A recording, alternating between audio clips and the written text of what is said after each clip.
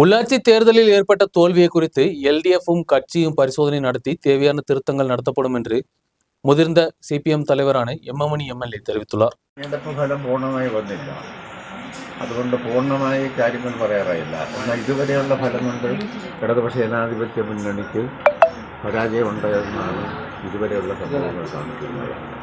അതെന്തുകൊണ്ട് എന്ന കാര്യം വളരെ ഗൗരവമായി എൽഡിഎഫ് എന്ന നിലയിൽ, പാർട്ടി എന്ന നിലയിൽ പരിശോധിക്കും.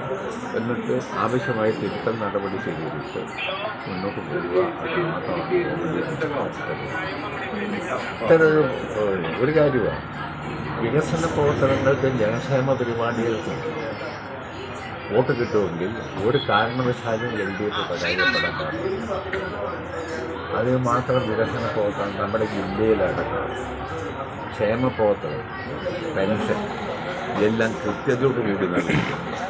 അപ്പോൾ അതെല്ലാം വാങ്ങിക്കുന്ന ആളുകൾ ഇടതുപക്ഷ ജനാധിപത്യ മുന്നണിക്കെതിരെ വോട്ട് ചെയ്തുകൊണ്ടാണ് എനിക്ക് തോന്നുന്നത്. ഭരണവിരുദ്ധ വികാരമാണോ? ഭരണവിരുദ്ധ വികാരമെന്നൊന്നും പറയാറായി.